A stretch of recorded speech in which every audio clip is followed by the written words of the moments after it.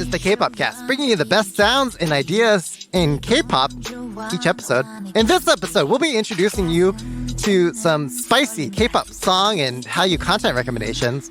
Joining us for this discussion is Syed. You know him as the founder of Genius Korea. He's a freelance journalist, and Michaela also told me to say he's a K-pop chat hype man. So welcome, Syed, to the K-Pop Cast. Woo! Hi, everyone. Thank you so much for having me on K-Pop Cast. My name is Syed. I am the founder of Genius Korea, which is part of the lyric website Genius. It's the big yellow one you might have seen around on the internet. We focus on Korean music, so lyrics and translations for your favorite Korean artists. And yeah, I'm happy to be here. Well, welcome back, because I've obviously been on the show before, but always a pleasure to have you and your thoughts, definitely, and your voice and everything. But who are you? Wait, who? Oh, me. I'm DJ Peter Lowe. Yeah, K-pop DJ. And I'm your PD named Michaela. Hello, everybody. Hello, Michaela. Yeah, also don't forget to sign up for our newsletter and join our Slack community. Yep, we've got links to both of those in the description of this episode. All right, let's move on to our hit replays.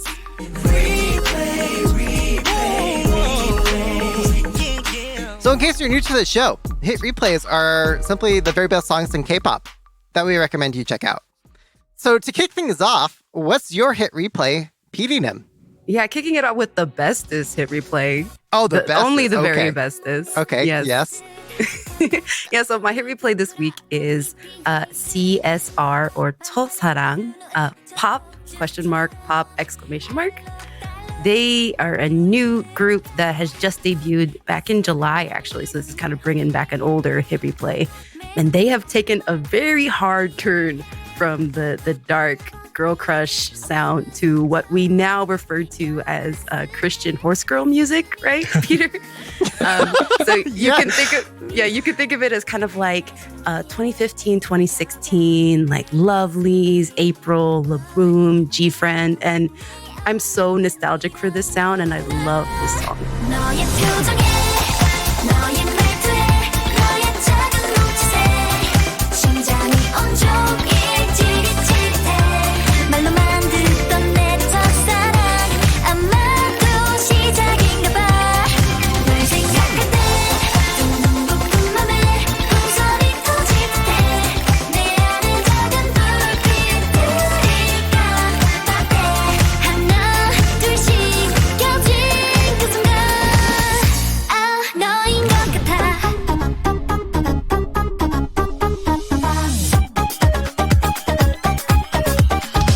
Wait, so you're nostalgic for Christian horse girl music? Is that what you're saying? No. Michaela, is that what you grew up with? Actually, I am very not. But this kind of sound from, again, this 2015, 2016 girl group sound for me is like my favorite kind of bubbly, cutesy girl group music. But I feel like they're definitely taking that sound and applying sort of these fourth gen kind of styles to it. Especially like in the performance, like these girls are moving, like the tuts, like the cute little bubble tuts are so, I just love every time they do it. But this is their debut. So if you guys don't know, CSR or 첫사랑, they used to be known as 05 class before that was their pre-debut name because they're all born in 2005. That is crazy. So they're all like 15, technically 17 in Korean age. So they're a new girl group under Pop Music. They debuted in July 27th, which is when this came out, with the mini album Sequence 7272, which is like an angel number or like a good luck number. And the group is composed of 7 members: Shua, Shiyeon, Yuna, Soyeon, Duna, Gumhee, and Yeham. And like I said, they're really coming out of the gate with this sort of nostalgic girl group sound, which I think is really kind of setting them apart, and especially bringing in I would say the second and third gen fans into this new fourth gen group. Second and third gen because of the sounds of that era? Yeah. How did you even find them? Like, less than 1 million views? Not that views are indicative of quality or... Well, it's so funny you asked, Peter, because, just one day I hit shuffle on the Kpop Cast 2022 Kpop Comebacks playlist on YouTube. Okay, and it yes. was just the first thing that popped up, and it was the only thing I listened to that day. So if you guys are looking for your next hit replay, go check out that playlist on our YouTube channel, guys. Link in the description, I guess. Yes, link in the description for that playlist. Yeah, but Peter, what is your hit replay for this week? All right, so we all know the esteemed and venerable artist, Ash B. Yes. For songs with titles such as Stick Up Freestyle, Booty, Bounce That $$. Anyway, it's her song, Girls Back Home, as my hit replay for this episode.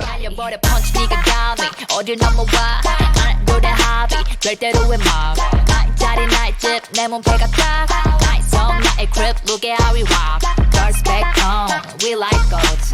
Bring that dough, moonlight boss. Girls back home, we like goats. Get what done, moonlight boss. In case you didn't already know about Ashby, and believe me, we talk about Ashby all the time on this podcast if it's your first time listening to this podcast. But she made history by how she tragically lost to Jun Soyeon, an unpretty rap star. But since that point, she's had a remarkable comeback in her career. According to kprofiles.com, Ashby is a South Korean rapper who debuted under Stone Music Entertainment on September 5th, 2014 with the digital single, Who Here? She's now an independent artist. And just a couple other personal side notes I'll add about Ashby. Her song Santa Baby, it's got to be one of my favorite K-pop Christmas songs of all time. And also just be really careful about following Ashby on Instagram because it can really I was just opening up the gram one day and then suddenly I've got a screen full of Ashby booty. So just watch out for that. Anyway, Girls Back Home. It's a hit replay for me because one, the beat. It's a good, hip hop friendly jam. Admittedly, the lyrics are very nonsensical. Right. It doesn't make sense, and I'm willing to bet it probably doesn't make much sense in Korean either, but it's, your typical girl crush, I am the best, look at me, I'm so sexy, sort of style that I'm getting from the lyrics. And it's got a lot of suggestive nudge, nudge, wink, wink visual metaphors and symbols on here. Girls gratuitously sucking on bananas, lemons, or limes. Sucking cupcakes. I'm just guessing that maybe these are different types of genitalia that they're getting at with the song. But yeah, I don't think you need to to it for many other reasons than that. This is just a fun, gratuitous, good song, hip hop, sexy vibes. What did you think about the Lee Young-ji feature? She's popping off these days. Yeah, she's featuring in all the things, right? Especially with Jun Soyeon, I'll add. But I don't know. I don't think she added as much to the song. I think her voice, what was it? The lower tones of her voice went well with the beat. But that being said, I think I would have preferred either just this version of her singing the song alone or Ashby alone, just because I feel like if you can make the song even shorter, it might even be better. Oh, really?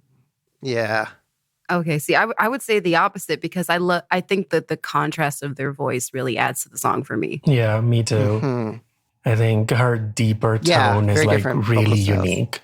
And whenever she features on a track, it's almost you get a whiplash and you're yeah.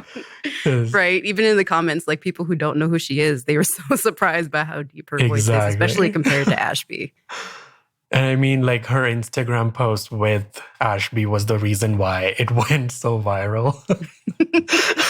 Oh, wait, really? Why? Wait, say more about that, Sad. Well, it was like Ashby posing for her photo shoot for this single, and Lee Young-ji was there as well. And like, there's like a really interesting photo of them together. And that Instagram post. Interesting how? Well, it's basically Lee Young-ji putting a hand in front of, Ashby's parts. Just look it up, okay? I am... Right. Well, I'm just describing things for the listeners. They don't have it up in front of them. So, I'm just, giving them the background on their behalf. Young-ji is like a grown-up now and is like drinking on shows and touching up on rappers. Yeah. And that Instagram post has like so many hits. So I think the collaboration went viral because of that. But yeah, it's an interesting song. Yeah, although I gotta say, like, the YouTube thumbnail could have been better for this. Like, it's not a problem having the two of them on it, but it's just like, it doesn't feel like as symbolically connected to the song or the concept itself. So anyway, okay, let's turn it over to you, Syed. So what's your hit replay for this episode? Yeah, so we have been all over the place, right? We went from pop to hip hop. My hit replay is this twinkly indie rock song called Ballroom Extravaganza by DPREN.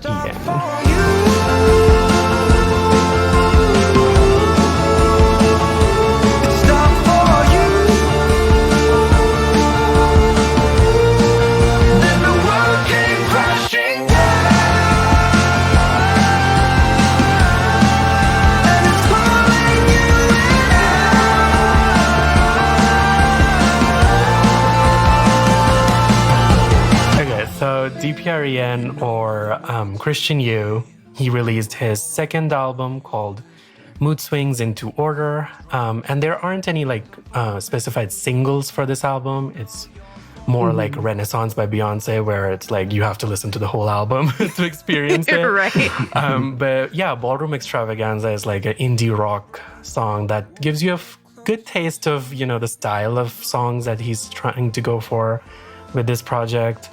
And yeah, if you haven't heard of DPREN, he is a member of the DPR gang. That stands for, I believe, Dream Perfect Regime.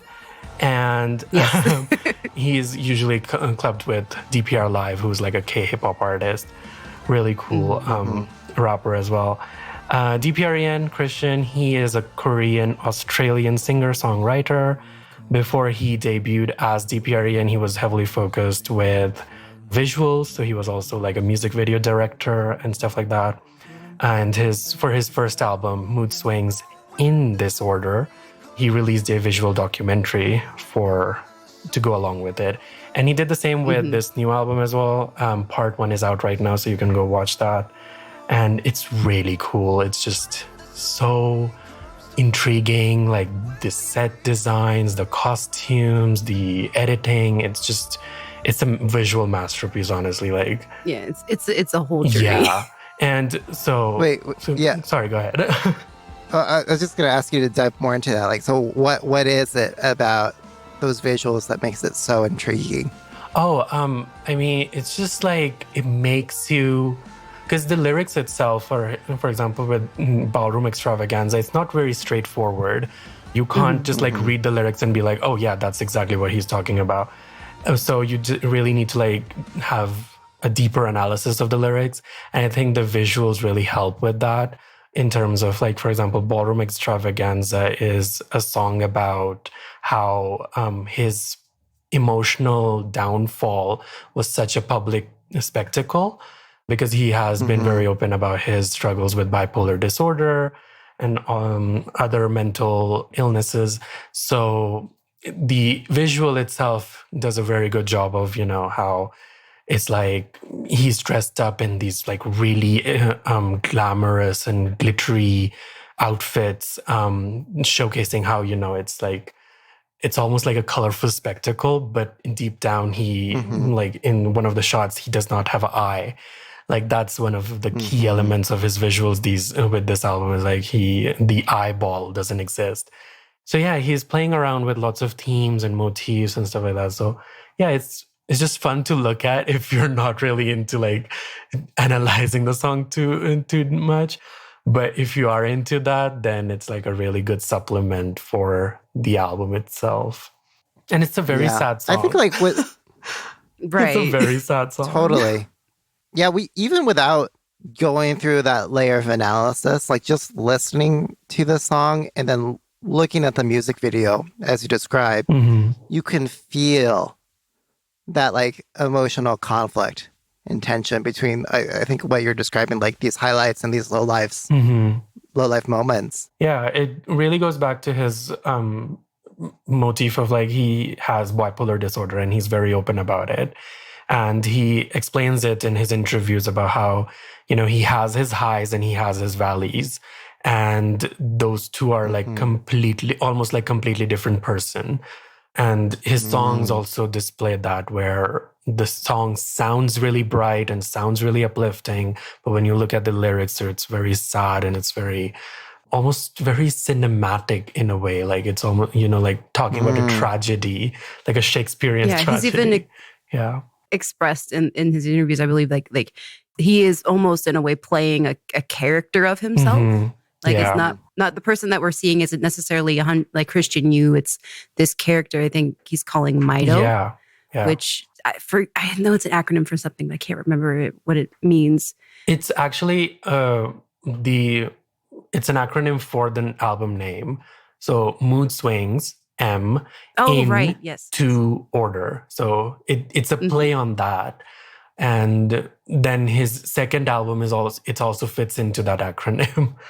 But yeah, he's playing a character with Christian Yu and then DPR, Ian, and Maito. So as of now, there are 3 characters that he is incorporating in his music. Is it common for him to do a lot of English only stuff, or maybe that's more than like his natural? Yeah, I mean, like, he has explained it in his interviews where, I mean, so for a lot of people who might not know this, he was an ex-K-pop idol. Yeah, he used to be in C-Clown under the name Rome. Yep. And so he was, I guess you could say, one of the first like Australian K-pop idols back in second gen. And so, I mean, he has like publicly said that he was not very comfortable with Korean, and it was a big struggle to like sing in Korean. So I guess it's just his natural instinct to go back to English because that's just his comfort zone. But so far, all the songs that he has released have been in English. Maybe a couple of demos here and there are in Korean. I believe he did a song with CL, where CL is the one who's rapping in Korean. But he's always taking... Oh, I have to check that out. Yeah, it's called No Blueberries. No Blueberries. It's basically about how he does not like blueberries in his cupcake, ice cake, or ice cream or something like that. Yeah, I can get behind that. I can't believe featuring CL. Okay, I'm looking this up right now. Okay, I can mess with this. And then also very famously, Christian Yu, sorry, just to get on this CL tangent, features as the male lead in her 5 Stars music video. Yeah. And that did not help with that's Christian Yu scandal and everything that's going on. Like a lot of people were like, "Oh my god, they're for sure dating." And we're all here for it, aren't we? Yes, they performed at Head in the Clouds festival, and like their chemistry together. They performed New Blueberries, and their stage like chemistry were just like they have to be dating. Like there's no way they're not dating. Every time they look at each other, every time she like touches him, it's just Yeah, it's like fans reading into every little action, but it's like this time it seems legitimate. Well, I respect them and their choices. You know, even if they're no longer together, right? Like that's fine. Like, right. I'm going to be happy with no matter what they choose for themselves. All right. Well, that wraps it up for hit replays, aka song recommendations in K-pop. Up next, it's the hallyu thing that we want to talk about, or how you doing? So, Syed, how you doing? What in the K-pop scene, or extended hallyu scene, that you want to share with our listeners? So I am a very avid K-drama watcher. And recently I started Extraordinary Attorney Woo, which has been going viral on Twitter. And it's like one of the highest rated dramas right now. And it was such a good drama. I remember I started it and I was a little bit skeptical because of the things that I was reading on Twitter and in articles and stuff. But it's a really good drama. And I binged it all in one night. And then I realized that it's not done yet. So I had to wait 2 weeks for the final episodes to come out. Oh my God, you'll trip and fall on your face over all those loose ends in that finale. Exactly. And then I saw that they renewed it for a second season, which is also, and once again, like I was a bit skeptical about it because K-dramas are known for, they just have one season, they start off, they have like a storyline arc, and then it's done. But with like this new era of Netflix K-dramas and stuff like that, we have been seeing lots of second seasons and third seasons come out. And for this one, I was like, okay, don't end it at a cliffhanger because I will just lose it. Yeah. And especially with my kind of skepticism going into this, I feel like a second season will really be good, especially since we haven't really covered this, but Attorney Woo is about an attorney who has autism, and she specifically has sort of this savantness where she is like an ultimate knowledge of criminal law in Korea. Like she has a photographic memory; she can recall every little thing she sees, which kind of helps her in solving her cases and acting as an attorney for her clients. But some of the issues that people have been having with the first season at least is it definitely feels like has the character of autism, but it doesn't necessarily feel like a real representation of like what an autistic person is in real life. Because they have all these characters, like even the idea of like savantness in autism is very rare. So this doesn't necessarily represent a real autistic person, but it has definitely raised awareness for autism in Korea. But right now with what the first season is, I don't think it's necessarily like moved a meter in like improving the livelihood of people who are autistic in Korea. I think it just kind of opened people's eyes to kind of like what it is kind of like for some people who have autism, but not necessarily. On the high-functioning end. Yeah. I think for me personally, at least, what I did like about the show was that in the episodes, they did talk about how autism is a spectrum and not everybody will fit into, like, just because she is this, like amazing criminal law person, like she's top of the class. And she was, I believe, like she was reigned as, this like ultimate lawyer. Not everybody will fit into that characteristic. So there are elements of the show that are good in terms of how they are representing autism. Because it's a fictional show, there are a lot of things that it's still a K-drama. Like, she's still gonna run into the perfect male lead in the first, 5 minutes. And he's just sparkling and dazzling. Exactly. And he's like the perfect green flag for her. And the male lead is like perfectly, like he knows how to interact with people with mental disability. And he volunteered volunteers at I don't know. What is it called, Michaela?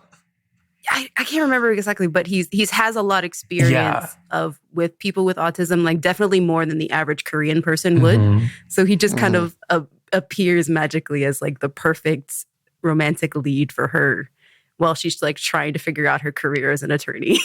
Is there a cautiously optimistic second male lead also vying for her attention in it? This drama did not have a second lead. They tried to put a second lead on, but he was just more of a mentor character in the show. And I don't think they ever had a romantic interaction between the two characters, which I personally enjoyed for once.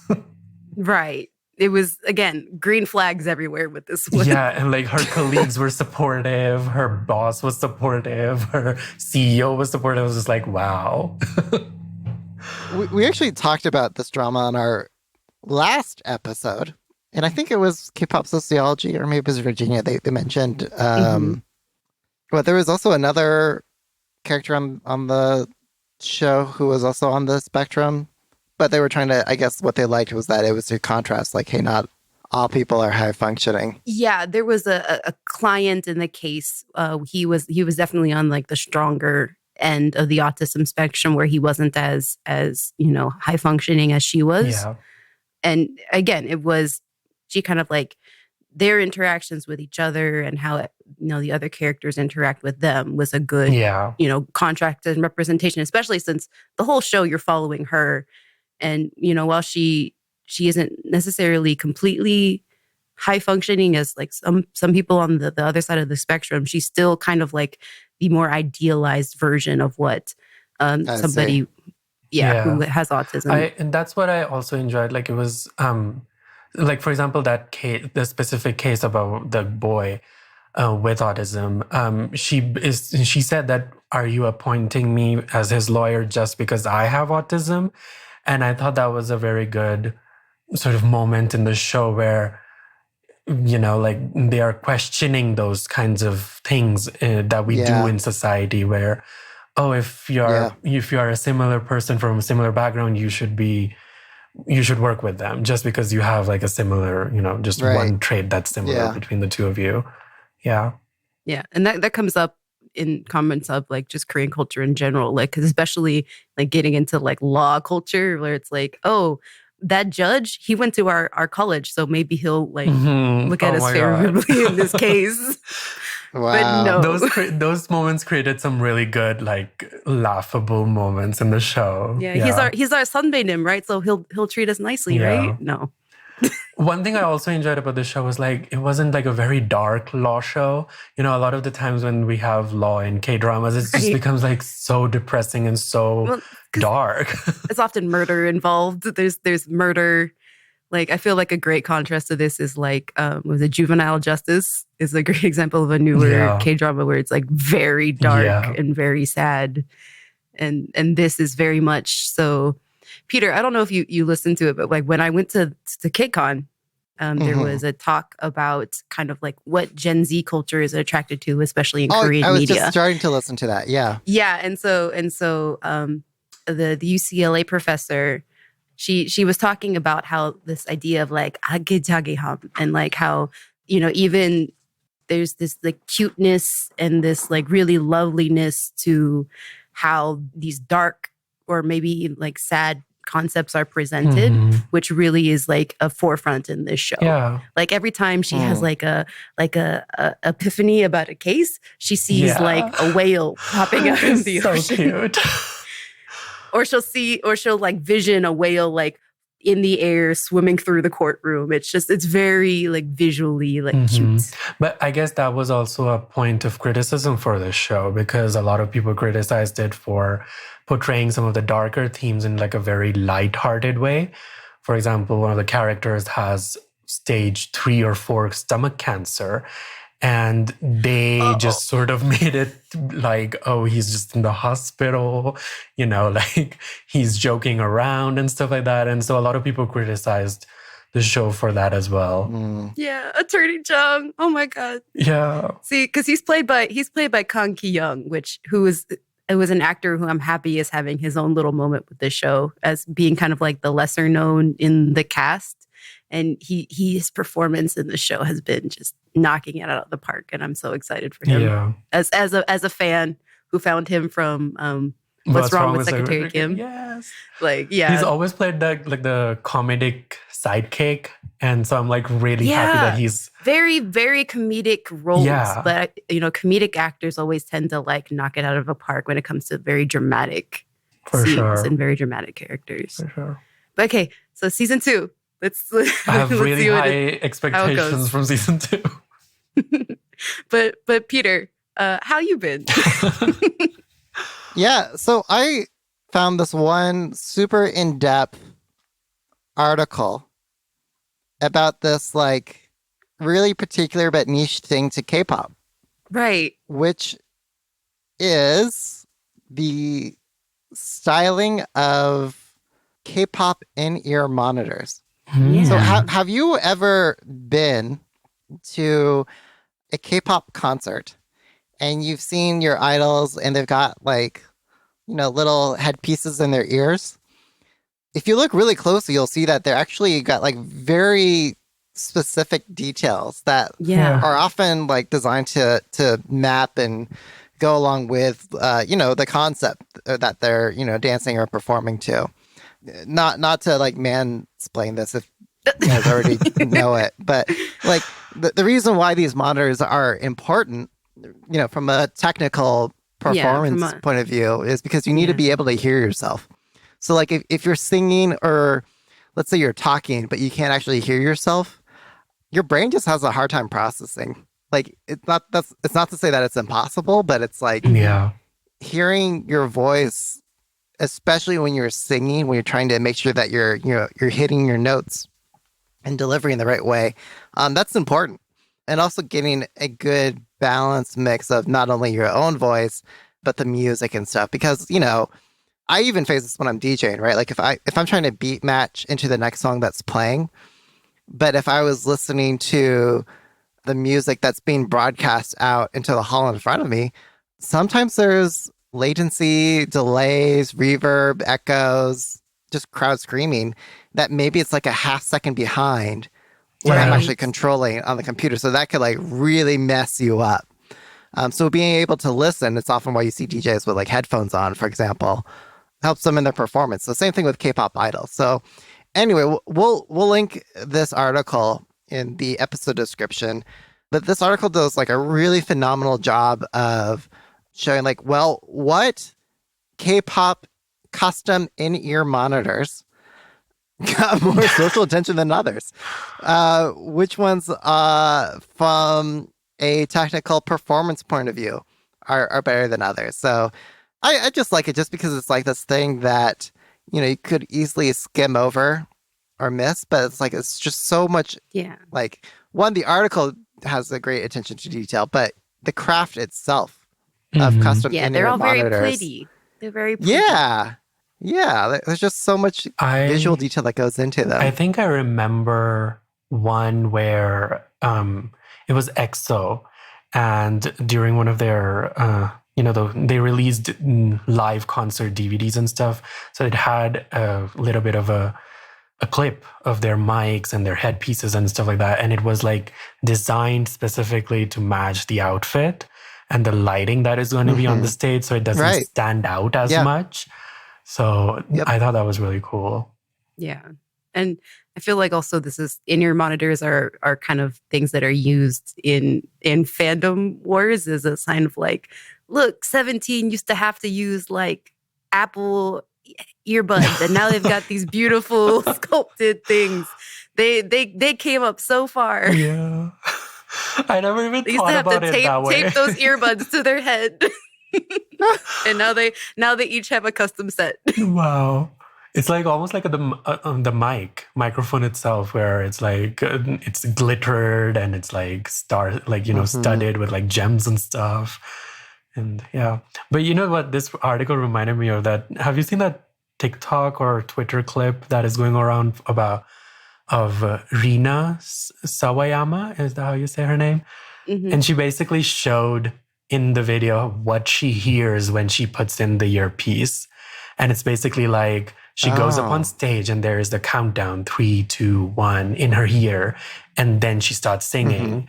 And so it's basically because the crowd is so loud, if she doesn't have it in her ear, she doesn't know when to start. So it also has like, it's a very cool video. You should check it out. It's probably somewhere on on Twitter or TikTok. But yeah.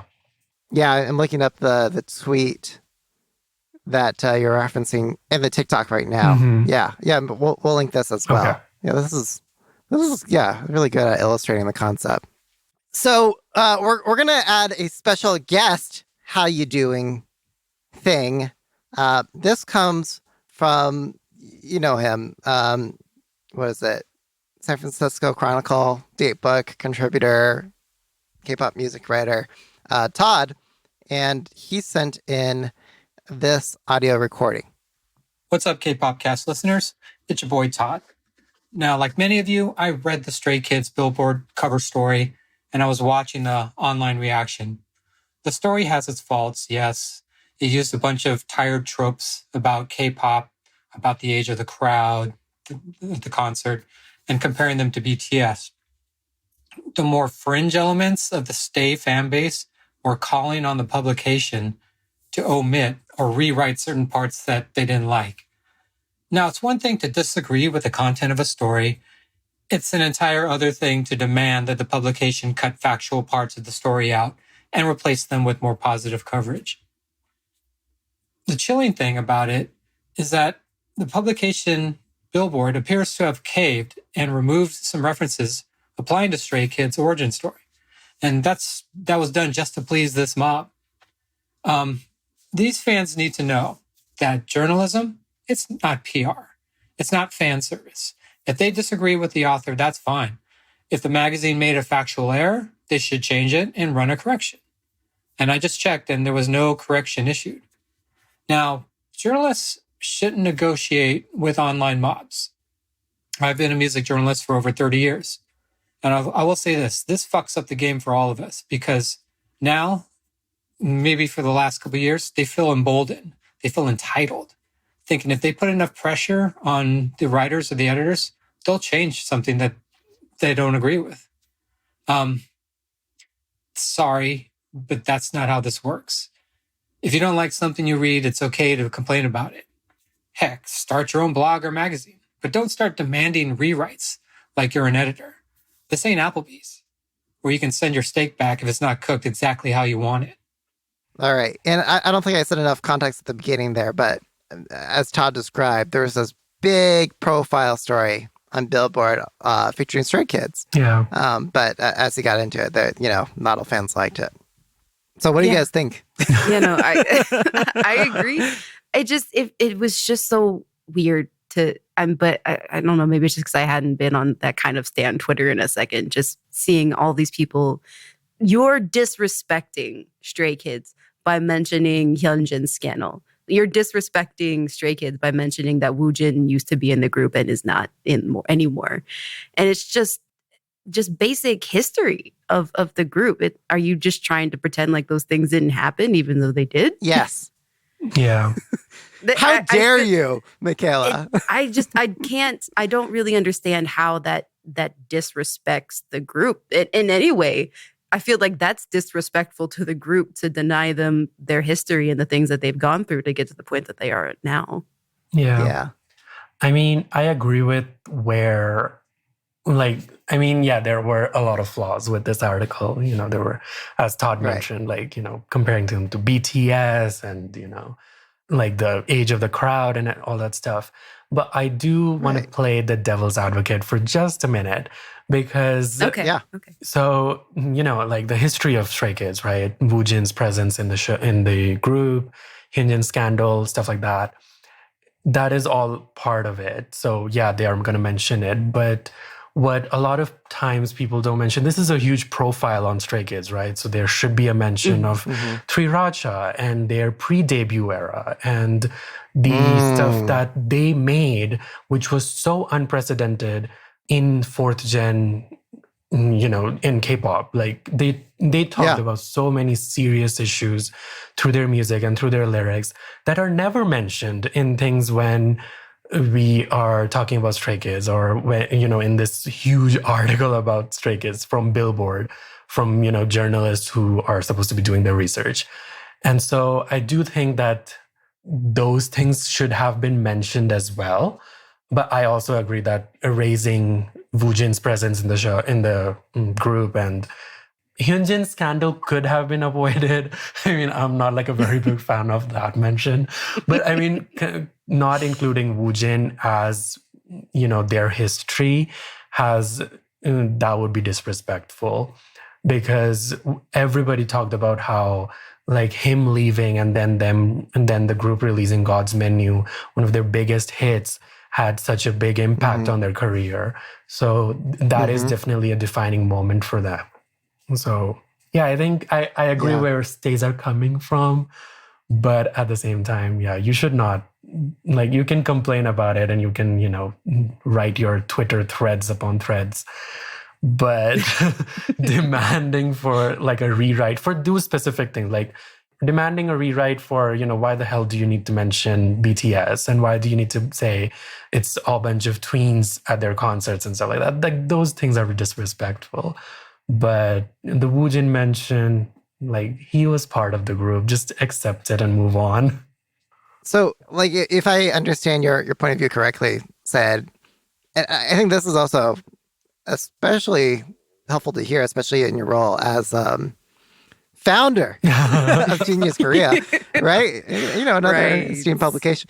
Like, you're okay with some changes and fans asking for those changes, but I think not the factual. Yes. So I think, for example, a couple of weeks ago, Twitter was on fire because there was an article about a journalist going on her army journey. And she wrote about the fandom and BTS and everything. But then she also mentioned SHINee's Jonghyun and his unfortunate passing away. And she mentioned Big Bang. And those were things that you were talking about BTS. You were talking about how how about your journey as an army. Those things are irrelevant to your point. They don't add anything of material to your article. Why do you need to mention it? Is it just like to get the clicks, or is it a biased point of view, or whatever it is? So from that, like in this Stray Kids profile on Billboard, I would say like the mention of BTS or the age of the crowd, those things fans can demand, like, those are not inappropriate, those are irrelevant. We would rather have you delete those things, compared to Woojin's presence in the group or Hyunjin's scandal or anything like that. Like, those are factual part of their story that defined the music that they make and where they are now. So to demand to remove those things, I think it's disrespectful and just plain rude to the work of that journalist. But to question the bias and question why the hell did you put in so many irrelevant details about other groups, that I think is okay to do. But I mean, it's obviously then it's up to the journalist to either rewrite it or make those, fix those errors or whatever. But fans have the right to, question it, that at least, I think. Question, but not to attack. No, it's okay. There's room for constructive criticism, but not blatant hate and trying to tear a journalist down because you don't like what they've written. Yeah, I definitely agree with that, because Stan Twitter is like notorious for this, where one bad review and you did not go to journalism school. Like, the amount of hate that journalist will get, and the amount of just like blatant disrespect of like, you're a K-poppy journalist, you are like, what kind of school did you go to? What kind of, like upbringing do you have? Like, they'd start questioning so many things. It's just ridiculous. But yeah, no, I understand, like, constructive criticism is the way for the journalist to approach the artist and for the fans to approach the journalist. But this blatant sort of, just hateful vulgarity that Stan Twitter sometimes starts doing is just, I don't like that. Yeah, because it's a very, I think we've talked about this in our ethical fan. It's like there's a very like immediate emotional reaction for, I would say, like a stray or a stay who's reading this and thinks, this is bad for my group. This is disrespecting my group. There's an immediate like emotional response to that. Yeah. Like, I'm not trying to... It's also because it's a part of their identity. It feels like an attack on their own self-worth. And I'm not trying to deny them their feelings. Like, you can feel however you feel, but you should also be kind of processing why you're feeling these things before you go onto Twitter. Yeah. I think the line between, as Todd said, the line between like PR and journalism is getting really blurry, especially in K-pop, is where fans just look at articles as PR.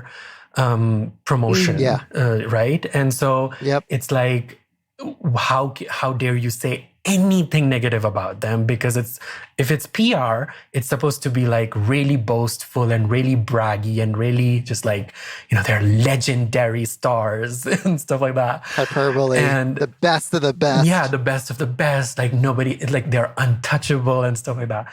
And journalism is not that. It shouldn't be that. You cannot, like, if you're gonna, that's what, like, in journalism, we always have this saying where you should not copy paste directly from a PR release, from a press release, because the press release is just a complete, like, they're the best of the best. We are like the top group, all that, like, just really glorified portrayal of that group. Yeah, especially in K-pop. Especially in K-pop, yeah. The idol image, which is so curated. Yeah, so I think fans are just, they're blurring that line. And when K-pop journalists sort of start falling into that, then it becomes easier for fans to criticize because they're like, well, that person fixed it. Why can't you fix it? Exactly. Yeah. It's the precedent that really concerns me. Yeah. It's funny. So I was, for better or worse, I had a Twitter conversation with someone who was making some of these like very specific, like, why the hell would you, include? I saw your tweet. I was like, asterisk, pretending this person doesn't exist, sort of thing. And I was just kind of perplexed and amused by, like, wow, just the audacity just to say, like, don't acknowledge this reality. Yeah. And asking that, I was really surprised by. But I think something that emerged in that conversation that I found startling was, at least to that Twitter user, hey, this should be just like other regular journalism articles. In other words, the PR, the press release, like that is the expectation, right? At least according to, this one Twitter user, and that's not to say that that's representative of all fans or Gen Z listeners, or readers, whatever. But I'm taking it as like an anecdotal proof point. Like I'm taking it as like, oh God, like this is the expectation in the norm now that earned media hits are supposed to only be immaculate Jesus, idol does nothing wrong, worship, praise them forever thing. Yeah.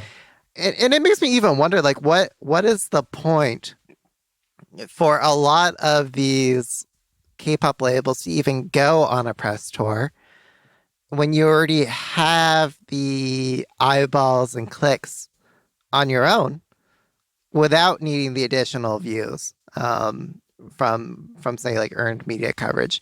And my theory and my guess is to get more of that external validation and legitimacy, so that maybe you can go to advertisers or sponsors or whatever for brand deals, be like, oh yeah, as seen by Rolling Stone, or like as discussed here on like Vanity Fair or whatever, right? That's my guess.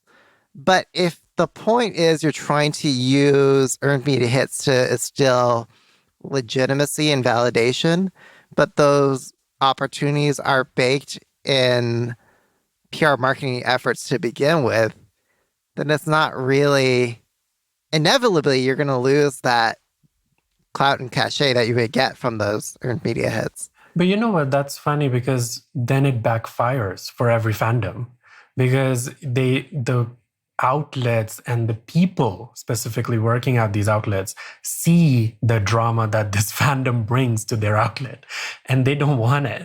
I've seen so many, and this is like outside of K-pop as well, but I've seen so many like radio show hosts, like DJs and stuff, just not include the artists completely in their Twitter polls and their tweets and stuff like that, because they don't want that engagement on their Twitter account. They're just like, we're going to just completely ignore Blackpink exists, or we're going to completely ignore Taylor Swift exists, because we don't want that interaction with the fandom itself. So fans really need to do a check of like, when they do these kind of things, how much is it actually gonna help the artist? Because a lot of the times it's just gonna backfire. Well, I think they're looking immediate, short term. Hey, we got to get to the top of this poll. Mm-hmm. Hey, we need to issue these quote unquote corrections in this story. Yeah. Yeah. I don't think there's that much of a long term vision or coordinated effort. Yeah. That's my guess. You know what? I think it's like you will see the fan bases that don't do these things. It's mostly like individual fan accounts who will start these kinds of campaigns.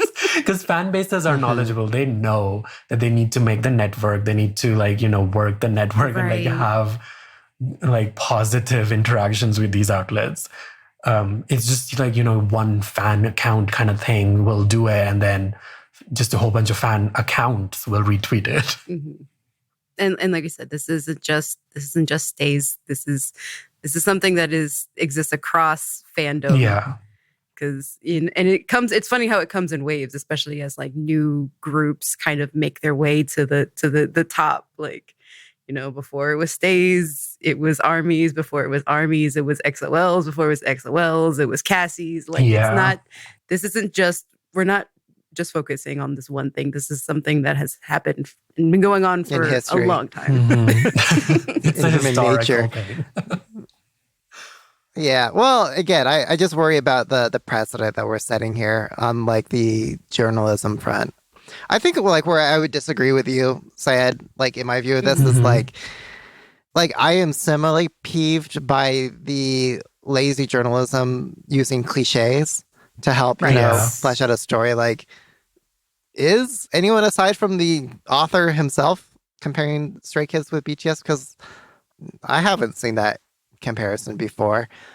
I think that's something that I myself would join in the critiques of. Mm-hmm. And then the journals can just live with those consequences, right? They can be, or the publication, the editors, it can be yeah, that probably wasn't good, writing and style, but factually maybe nothing wrong with it. But I don't think that warrants the level of let's take this out without changing in the in the article, footnotes or whatever, this article has been updated to remove, whatever changes have been made. I think it's fine to issue corrections, factual corrections in a piece. I do that all the time in my day job. Yeah. Working in public relations. Yeah. But I would say you can disagree with things and you can be vocal about that. But it shouldn't get to the point of, therefore, write it exactly how I want you to write it. Yeah. I agree with that because, honestly, as you said, Stray Kids and BTS comparison, it doesn't really exist. People don't really compare Stray Kids with BTS. People compare Stray Kids with other groups and BTS with other groups. And that was just a bit of honestly, it was just to mention BTS. And I don't know if it's a keyword thing or something in search engine optimization or something. But right. I think it's a balance between fans questioning and being critical about the writing versus emailing Billboard as you need to fire this journalist. That is an extreme that I don't condone. But being on Twitter and, under the replies of that tweet or the article or whatever, being vocal about, hey, that was not really nice, or that wasn't really it didn't really do anything for you. I think that is okay. But yeah, I definitely agree. Fans take it too far sometimes. Yeah. You wouldn't expect a PR pro to hold this view, I guess. Maybe you would. I don't know. But yeah, journalists shouldn't just write what I give them. That's the whole point. It's I'm giving them the ingredients to kind of tell the story that they want to tell. Mm. Now, maybe internally, I'm being encouraged to we'll try to nudge it in this direction and whatnot. But you have your own bias in the situation. Yeah, but it's not a quid pro quo transactional thing between me and the journalist. Like that's not how it should be. Yeah. And I say that as a PR professional. Yeah. On the I other think side of the fence. for journalists also, I will say this, like for journalists, people need to do their research. You need to there are a lot of articles that are just like, you did not click more than one Wikipedia page to do this article. Like it is just a complete copy paste of the bio from Wikipedia. But so, yeah, I mean, it's like if you're going to do a big profile, if you're going to do like an analytical article about someone's songwriting or whatever, like for example, BTS, like one of my biggest pet peeves is when they shrink it down to dynamite and butter. And like nothing else existed before that. And I'm like, you can have your opinions about their evolution or whatever like angle that you want to take, but acknowledge the fact that they had like amazing lyrics and amazing songs back in the day, right? So I mean, I feel like journalists need to also like do their research and don't cloak a really good point with a controversial headline. I feel like that's a big thing right now with articles and stuff, where the headline or the caption or whatever is just trying to make them so catchy or clickable that people are just like, I hate this, so I'm not even going to read the rest of the article, when the rest of the article might actually be really good. Yeah, speaking of, what should we title this episode, Syed? Let us know. Let's talk about that more. Anyway, okay, let's move along. Okay. Let's wrap things up here. Okay, so Daebak or not, rapid fire. I'll list the thing, and then you say whether you're Daebak or not on it. And I can provide a little bit more background if you're not familiar with the thing. Okay. Okay, so you get it? You get the rules? Mm-hmm. You ready? Yes, let's go. Okay. Sunmi telling an overzealous fan to shut up at the New York show. Are you Daebak or not on that? I am Daebak. I am Daebak too. Go Sunmi. Yeah, Yes. day to the Bach on that. Good to have these boundaries, and I love that precedent, honestly. And especially because it's Sunmi. Yes. Like she is a veteran performer. She knows how to control a stage. I don't know necessarily if a newer or less experienced artist could have like handled the situation in the same way and had the audience on their side. But the audience was like cheering her on when she said it. And she was even really cute about it. She was like, "Pijoso," which is like, you mad? Like, I love you. You know I love you. But shut up. I went to her show in 2019 and like her stage presence is just like any other. Like she can just be on the stage by herself and it's just mesmerizing. But yeah, no, it's like you say it once, you are like an excited fan. You say it twice, you are a very excited fan. But 3 times, you're just rude. Don't do that. Yeah, I'm going to see her next week, by the way. Oh. Sorry. One last thing on that. If I can just add my 2 cents. You could see, like, in recordings that fans, like the audience, were kind of on that overzealous side. Like, they were kind of giving him that energy. But as soon as Sunmi said that thing... Right. Like I said, she flipped. had the crowd. Yeah. And that was, like, a good example of leadership. And, like, there's a responsibility, honestly. Like, perhaps it's unfair that, like, if you're in, you're a celebrity and you've got a following, that you now have to serve as an example for other people, but that was the right responsible thing to do. Yeah. Next item. Rosé's allegedly leaked verse to Bella Porcia's Build a Bitch song. So did you guys listen to this? Who? Rosé. Blackpink. No, obviously I know who she is, but I don't know this Bella Porch nor her song. What? Yeah. Good song. Okay, so I also did not know who she was. Neither had I heard this song. I only heard it because of Rosé's verse. But I've like heard of it on Twitter. Like I've seen the title and I've seen the name pop up on Twitter a lot. Okay, sure. Yeah. So I guess not then, because I'm like... What? Sorry, go ahead. Go ahead. You can say not. Go ahead. Yeah, no, I'm a not. Like, I don't... even if it did exist, whatever. Wait. Why not, Michaela? Well, again, as I feel like there are tons of collaborations with K-pop artists that never see the light of day. Right. I don't think necessarily. I think again, like I said, I don't know who Bella Poarch is. I know who Rose is. So I feel like if Rose was featuring in her song, I think that would definitely help Bella out. But Rose doesn't need Bella. I don't think. Yeah. I mean, for me, I would say Daebak just because of the verse itself. Like, the lyrics are fire. Yeah. That's some good wordplay in that lyrics. Oh, hell yeah, it is. So... Yeah. Just to read some of these lyrics really quick, like, boys want 50 shades of pink, so sweet as roses, but my thorns can really sting. I'm not sugarcoating. So that's just one of the verses. But yeah, sorry, go ahead. Say it. I interrupted you. No, I think Rose, like she wrote her solo singles as well. So we know that she has good penmanship. So I'm just like, I would say that, yeah, release the song. Because honestly, we're starving here anyways. They barely get content. Right. Sorry, Blink. Yeah, I was just like... Yeah, Blink, I didn't take that into content account. through secondary sources more than like original albums and official songs. Yeah, I'm due to the block on this as well. Boys want 50 shades of pink, someone sweet as roses, but my thorns can really sting. I'm not sugar-coated. Says he wants to be in love, but doesn't like emotions. If he thinks that I'll be the one, then he forgot. This ain't Build-A-Bitch. You don't get to pick and choose different ass and bigger boobs. If my eyes are brown or blue, this ain't Build-A-Bitch.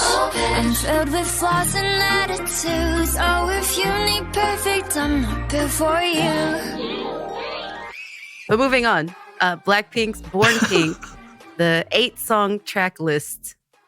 Why is this in your computer? Is it just the titles or the words? Well, is it too short? Well, yeah, that's the question, right? So, like, are you Daebak or not on the 8 songs in their album, in their Born Pink album? I'm both. I'm not Daebak in the sense that, like, why just 8 songs? Why aren't there more and more of them? I am Daebak in the sense that we have songs that are not produced by Teddy Park on this album, which is just like a glorious angel singing moment for me right now. Like, finally it's happening. But yeah, no, I think fans have been just like so starved of content that anything is just like, yeah, we'll take it. It's okay. Michaela? I guess, yeah, said Daebak. I kind of lean towards not because there is a song that Teddy has touched. I mean, there are like 4 songs that he hasn't, so that's good. That's half of the album. Like I retweeted that clip of the remix of what was it, Aaliyah's "Try Again" and mashed up with Pink Venom, and it was just like, why? Why are we going with this Teddy formula when this sounds amazing when they get creative and they do something different? Like, the raps sound so good in this mix versus the official release. Yeah.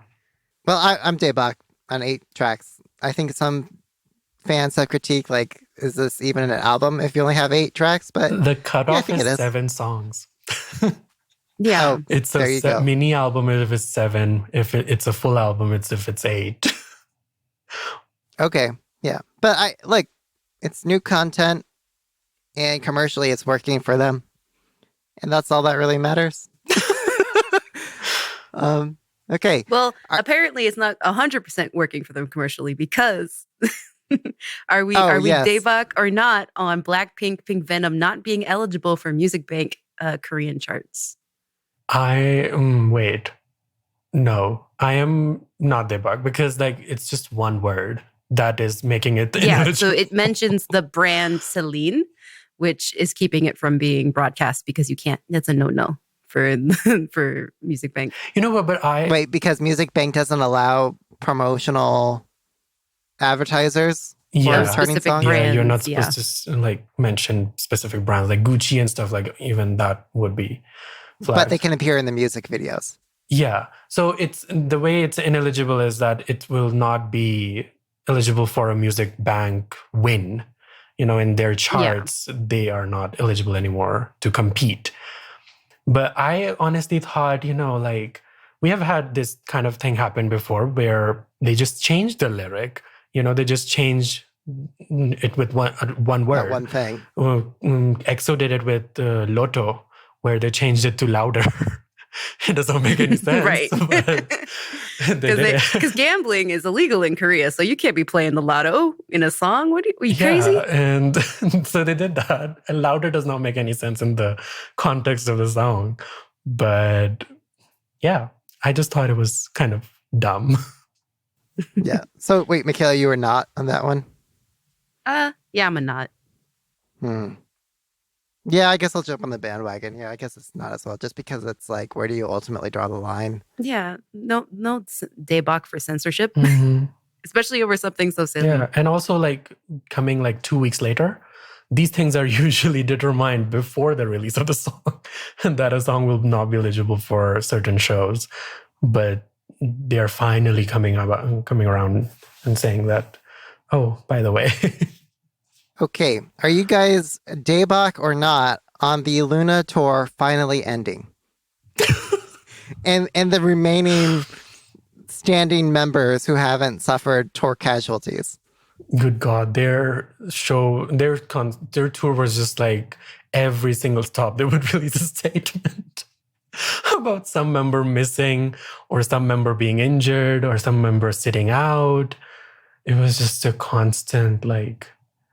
I saw a clip of them on Twitter where they're supposed to be a 12-member group and there were like 5 of them performing on stage. I was like, that is so sad. Just end the tour already. Oh. Yeah. So I'm daebak for this. Like, I'm happy the fans got to see them perform, but this was at what cost? Yeah, me too. Yeah, Same. not worth it. So we're all daebak, it sounds like, on the tour ending. Okay. Are you guys daebak or not on Billy's Ring My Bell and all the notorious facial expressions that go along with it? Yeah, I'm totally daebak. I love Billy. I love that they're kind of being, I don't know, I feel like they're fresh. They're doing different kinds of things with their sound. Mm-hmm. I'm daebak too, because I mean, this song was like really different from the previous song, and I love whenever like artists try rock style, and yeah, I mean the facial expressions look fresh, take on ending fairies and stuff like that. So yeah, I'm daebak for this. They're a really cool group. Yeah, I'm daebak on it as well. Oh, really quick, who did it better, Girls' Day or Billy?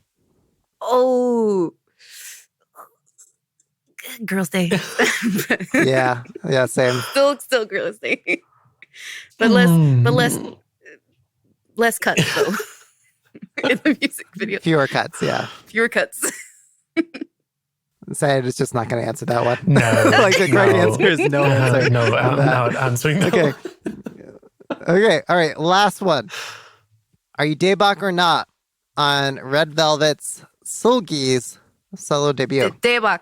Daebak? Daebak, yes. Sorry. Oh, you're not done yet? Here, I'll be finished. Yeah. I am completely daebak, daebak about this, but I am just like praying that it's not a cute or like bright concept. Like I need her to do like an angsty, sexy concept. 100%, yes. Okay. Sultry, yeah. Like, I need what she gave in her like Seulgi Irene unit. Yes. Like I need that for her, and I know she can do. I remember there was a collaboration stage on a show with Seulgi, Sunmi, and Lee Dae-wi from AB6. Oh, yes. And that is just my ultimate like dream come true Seulgi debut. If like she goes down that route, that would be so good. Yes, agreed. Okay, congrats, you guys made it to the end. That's the end of the show. Let's plug your thing. So let's go with Syed first. What thing are you here to plug or promote? Yeah, I mean, thank you so much for having me. You guys thank you for coming back. Are amazing. I love talking to you guys. And yeah, just be sure to follow Genius Korea. We have a really exciting interview coming up. soon about, it's related to Key's album, Gasoline, that was released last week. And yeah, I'm just really excited for all the end of year stuff that we are also planning at Genius Korea. So be sure to follow us on Genius. Oh, Twitter. can we get it? Can you give us a tease? Like what sort of end of year things? What can we expect? Yeah. Oh, well, We get hints. we have a lot of exciting Genius charts that we are going to publish. We are going to do lots of station head sessions as well with songwriters and producers that hopefully it will work out. But yeah, no, this upcoming interview I'm really, really excited about because it's so good. It's just incredible. And yeah, it comes out next week. I'm in the middle of finishing of the drafts and everything. So. Oh no. Yeah. Well, you can find me at Michaela J. Kpop. And I'm at DJ Peter Lowe.